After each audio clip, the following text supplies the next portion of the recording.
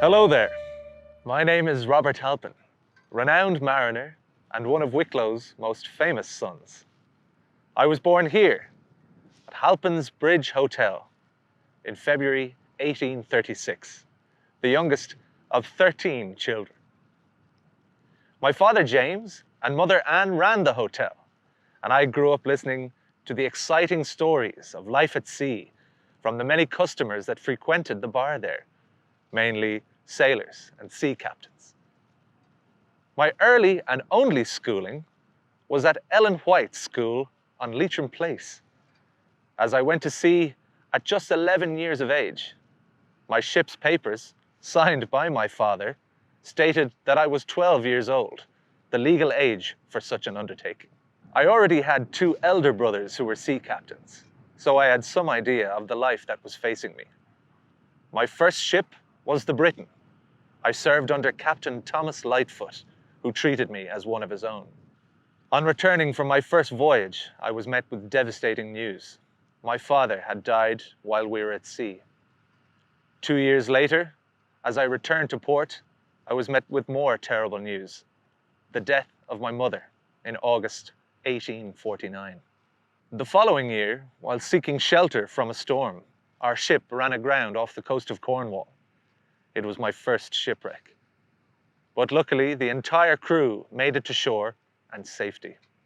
Undeterred, I spent the next few years sailing around the world, gaining valuable experience. And by the age of 21, I received my captain's certificate. I was beginning to believe that the future of shipping was in steam rather than sail. And in 1857, I became first officer aboard the steamship Kersenese under the command of Captain Thomas. The company for which I worked, Alexander's of Liverpool, had built a new ship, the Circassian, and Captain Thomas recommended that I be given its captaincy. It was a huge responsibility for one so young, but I was the proudest man in the world at that very moment. Over the following years, I made several voyages to South America and the East Indies.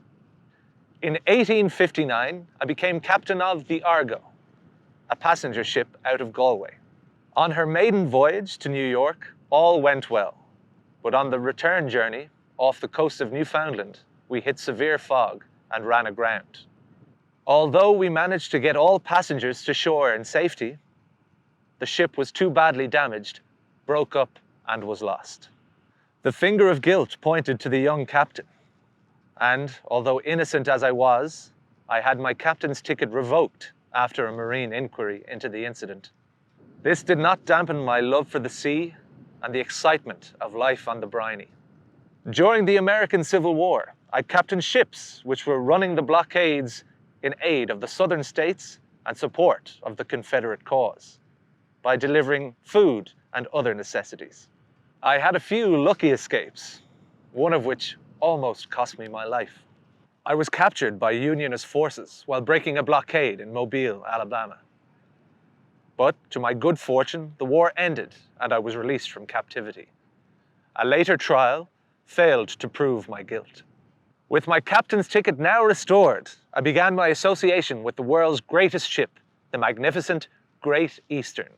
Built by John Scott Russell at Millwall on the Thames and designed by the world-famous engineer Isambard Kingdom Brunel.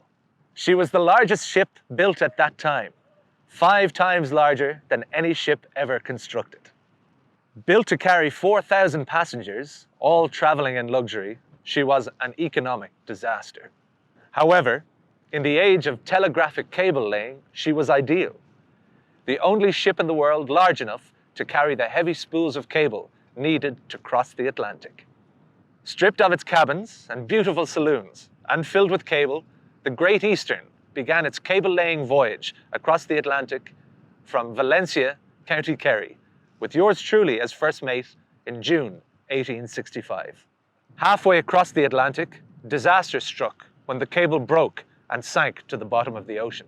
I marked the spot, but disappointingly, we had to sail for home. The following year, we successfully managed to lay cable across the Atlantic from Kerry to Newfoundland. And on our return journey, we managed to find the broken cable we lost the year previous, splice it together, and complete a second cable. It was a monumentous success, with Europe and America now joined by telegraphic cable for the first time. My reputation as a mariner grew and grew. I went on to become captain of the famous ship and was successful in laying cables across the oceans of the world.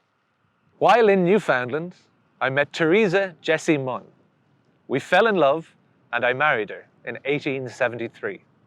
We had 3 beautiful daughters, and for that reason, I retired my ship's captaincy to my vocation as father to my girls.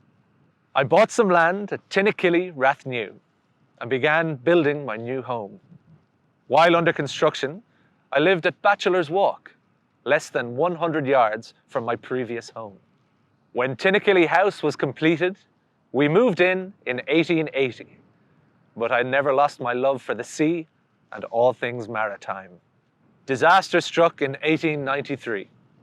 While trimming my toenails, I nicked my toe, and although my brother George was the local doctor in town, I neglected to look after the injury and infection set in. I passed away from septicemia on January 20th, 1894. My funeral was one of the largest in Wicklow for years.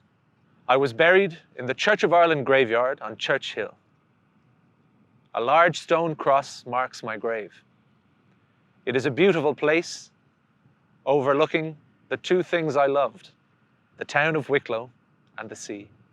Some years later, in 1897, my good friends and the people of Wicklow erected an obelisk monument on a piece of land belonging to my good friend Earl Fitzwilliam to commemorate my life and achievement in the world of telegraphy.